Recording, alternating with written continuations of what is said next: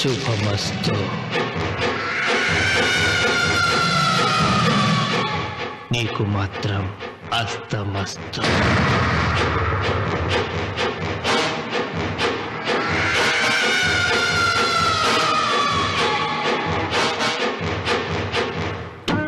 పెళ్లి కూతురు కంటే నువ్వే అందంగా ఉన్నావు.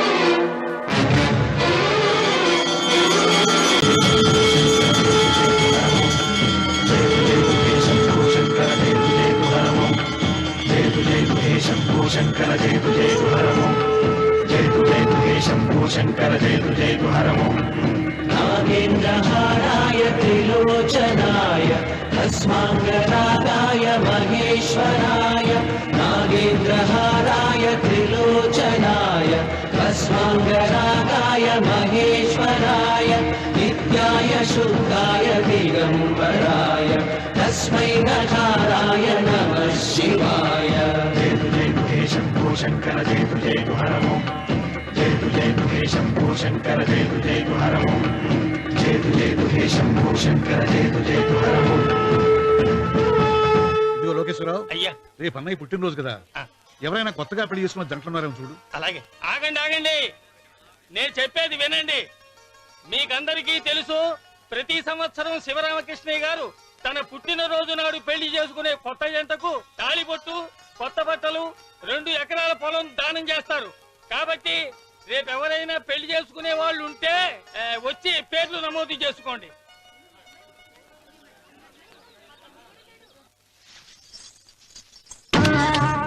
పర్వాలేదులే, భగవంతుడు చల్లగా చూసుంటే శోభనం గదిలో నీ కొంగుముడి విప్పాల్సిన వాణ్ణి. డబ్బుందని రామన్నని పెళ్లి చేసుకున్నావు కదా. భిక్షపతి, నేను నీ వదిన్ని. కళ్ళు పోతాయా? పోనీ, నిన్ను అనుభవించాక కళ్ళేమిటి? ప్రాణం పోయినా పర్వాలేదు. ఏంట్రా, ఏం చేస్తున్నావు ఇక్కడ? ఏం లేదు నాన్న, పాలేమన్నా ఉంటే ఒక బిందెడివ్వు, నేను కూడా శివలింగం మీద పోస్తాను అంటే నోర్మి అంటుంది. మూసా పోస్తాను వదినా. ఏమా, వాడేమన్నా వాగాడా?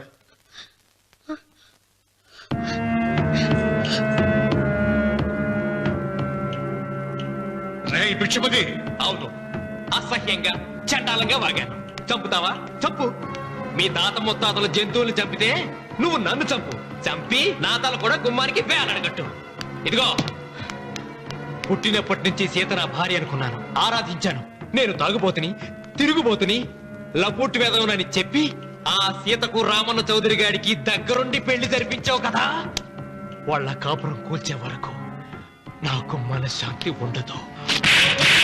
సీతని కట్టబెడితే పీటల మీద విషం దాకా చచ్చిపోతుందని బంగారు లాంటి రామునికిచ్చి పెళ్లి చేయించానురా. వెంటనే నీ పద్ధతి మార్చుకోకపోతే నువ్వు తినే అన్నంలో విషం కలిపి తప్పేస్తాను రా వెధవా. వద్దు నాన్న, వద్దు. ఈ చెంప దెబ్బ ఎప్పుడో కొట్టుంటే బాగుపడుండేవాడిని. నాన్న, నీ మీదొట్టు, ఇంకెప్పుడు తప్పు చెయ్యను నాన్న, తప్పు చెయ్యను. నన్ను క్షమించు నాన్న. ఏర్పాట్లన్నీ పూర్తయ్యాయా? అది ఏమైంది లోకేశ్వరరావు? 50 జంటలు నమోదు చేయించుకున్నారండి. అందులో 30 జంటలకి దానం చేయడానికి మాత్రమే మన దగ్గర భూమి మిగిలి ఉంది. మరి మిగతా 40 ఎకరాలు అంటే మన పొలమంతా ఈవేళ బాబు గారు ఎన్ని సంవత్సరాల నుంచి దానం చేసుకుంటూ వస్తున్నారు. కొండలైనా కరిగిపోవలసిందే కదా. మరి ఇన్నాళ్ళు నాకెందుకు చెప్పలేదు? మీరు పుణ్యకార్యం చేస్తున్నారు, మిమ్మల్ని ఇబ్బంది పెట్టడం ఎందుకని. రామన్న పేరుతో 2000 ఎకరాలు ఉండాలిగా, అందులోంచి రాసేవండి. అందులో మిగిలిన 60 ఎకరాలే ఇప్పుడు రాశానండి. ఆయన పేరు మీద గజం భూమి కూడా మిగలలేదు. రేపు శుభకార్యం ఆకూడదయ్యా. నూతన దంపతులు నా ఇంటి దగ్గర నుంచి నిరాశగా తిరిగి వెళ్ళకూడదు. నాతోరా జగన్నాథం. అన్నయ్య, నువ్వు ఈ సాయం చేస్తే నా పరువు కాపాడిన వాడి అవుతావు. 40 ఎకరాలే కాదు, నా యావదాస్తి మొత్తం నాకు ఇస్తాను, నా ప్రాణాలను ఇస్తాను. లోకేశ్వరం, అయ్యా. నా కాగితాలు.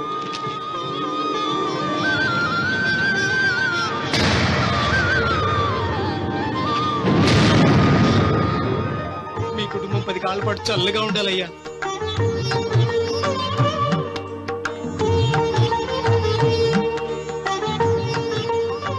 నీ పొలం వాయన దానం చేస్తాడు, పేరు తెచ్చుకుంటాడు. ఇంకా నీకేం మిగులుతాది? డబ్బు లేచిపోతావు. తొందర పడకు, చూస్తావుగా. ఒరే రావుడు, ఈ భోజనాల కార్యక్రమం చూస్తుంటే నాకు తిరుపతి దేవస్థానం గుర్తుకొస్తోందిరా. నువ్వైనా చెప్పొచ్చు కదా మీ నాన్నకి, ఈ దానాలకు అంతే లేదా? ఎదుటివాడికి ఇంత పెట్టడంలో ఆయన ఆత్మసంతృప్తి పొందుతున్నారు. ఆ పుణ్యమే ఆయన నిండు నూరేడు బతికిస్తుంది. నువ్వు అన్నం ఒకటి వచ్చి ఇదంతా నీ పుణ్యమేరా. అంత మాటలు కన్నయ్య. హర హర మహదేవ్ శంభో శంకర. ఓం నమః. పెదనాన్న, ఏం బాబు? పెదనాన్న, నాన్న ఏమిట్రా? నాన్న నోరు, ఏమిటో చెప్పరా? మా నాన్న నోరు తెరిచి నిన్ను అడగలేక నాకు దస్తావేజీలు ఇచ్చి పంపించాడు. దేనికి? మీరు మా దగ్గర తీసుకున్న పొలానికి గాను రుణపత్రం రాయించుకు రమ్మన్నాడు.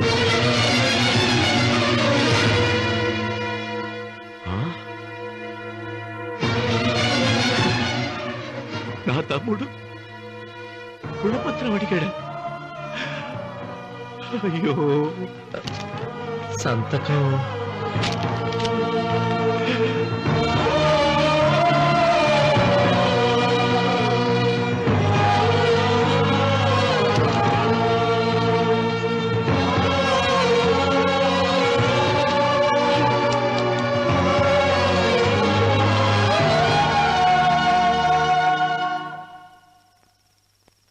ఏంట్రా తినవేంటి? ఓహో, అన్నంలో విషం కలిపి చంపుతున్నానని భయపడి చూస్తున్నావా? లేదులే, తిను. ఏంట్రా, నాకేమైంది? నువ్వు అన్నంలో విషం కలిపి నన్ను చంపుతానన్నావు కదా, ఆ పాపం నీకెందుకు అంటగట్టాలి అని నేనే నా అన్నంలో విషం కలుపుకున్నాను నాన్న. పొరపాటుగా పళ్ళాలు మారాయి. నాన్న, ఎలాగో చచ్చిపోతున్నావు కదా, నీకు రహస్యం చెప్పనా? ఇంతకు ముందే మీ అన్నయ్య చేత దొంగ దస్తావేజీల మీద సంతకం పెట్టించుకున్నా. వాళ్ళని వీధిలోకి తీసుకొస్తా.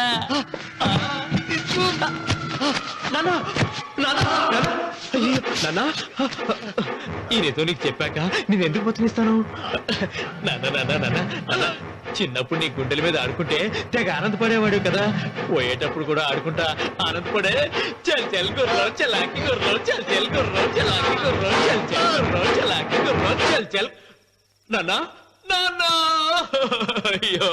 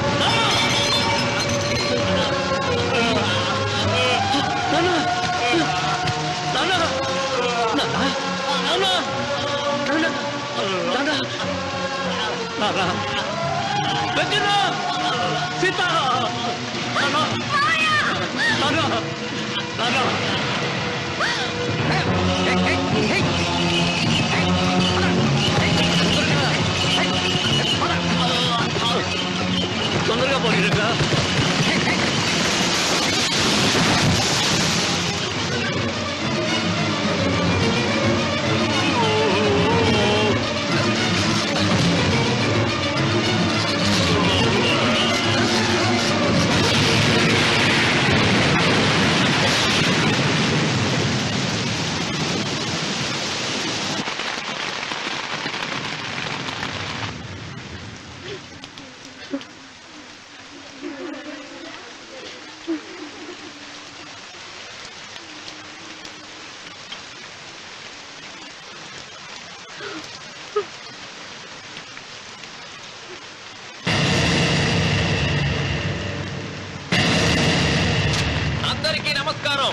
ఇది మా పెదనాన్న సంతకం పెట్టిన దస్తావేజు. అక్కడ మా నాన్న లేడు, ఇక్కడ మా పెదనాన్న లేడు. కానీ మా పెదనాన్న మా నాన్న దగ్గర 50 లక్షల డబ్బు, 40 ఎకరాల పొలం తీసుకున్నాడు. ఏ లోకేశ్వరరావు చెప్పు. అవునండి, నేను సాక్షి సంతకం చేశాను. ఈ అప్పు ఎలా తీరుతుందో ఆ ధర్మాత్ముడి శవం అక్కడి నుంచి తీసేలోపు చెప్తే బాగుంటుంది. బిచ్చమతి మతుందా నీకు? ఇదేనా అడిగే సమయం? ఆయన తగలబడిపోతే ఆయనతో పాటు ఈ నిజం తగలబడిపోతుంది. మా అన్నయ్య ఆ ధర్మాత్ముడు రక్తం పంచుకు పుట్టాడు. ఏమయ్యా లోకేశ్వరరావు, మా అన్నయ్యకి మిగిలిన ఆస్తి ఏమిటి? ఈ ఇల్లు తప్ప ఏమీ మిగలలేదండి. సరే, 40 ఎకరాల కింద ఈ ఇల్లు పెట్టుకుంటాను. మిగతా 50 లక్షలు ఎలా ఇస్తావన్నయ్యా? ఏంటో నువ్వు మాట్లాడేది? మా రావుని ఒట్టి చేతులతో నడిరోడ్డు మీద నిలబెడతావా? సరే, డబ్బు వద్దు, పొలం వద్దు, ఒక్కటిస్తే చాలు. ఏంటది? అది సీత దగ్గరుంది. అది ఇస్తే 50 లక్షల బాకీ రద్దు చేసుకుంటా. సీతారత్నం పుట్టింటి వాళ్ళు పెట్టిన 7 వారాల నగలున్నాయి. అవన్నీ నాకు ఇచ్చేస్తే నేను సరిపెట్టుకుంటాను.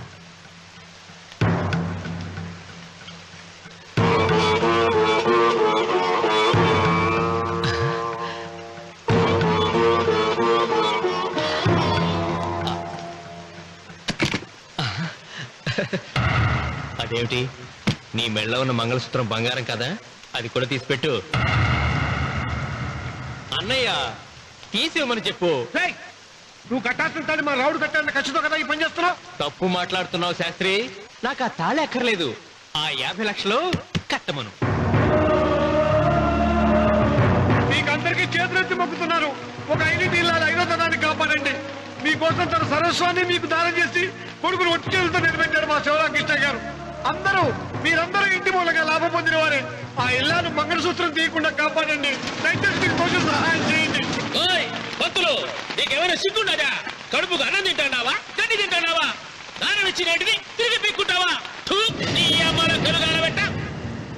ఊరికే ఇచ్చాడా? పుణ్యం కోసం ఇచ్చాడు. చచ్చాక తిరిగి ఇవ్వమంటే ఎలాగండి? ఎవడు దానం చేయమన్నాడండి? ఒళ్ళు కొవ్వెక్కి దానం చేశాడు. అన్నం పెట్టి తిన్నది కక్కమంటే ఎలాగండి? సోము తమ్ముడిది సోకేవా అన్నగారు అనుభవించారన్నమాట. ఏమైనా నిలబడి చూస్తున్నారు సిగ్గు లేకుండా? ఈయనే ఉంటే మన గుండె విక్కుంటారు. మనం వచ్చే పట్టుకొని అడుగు తినాలి.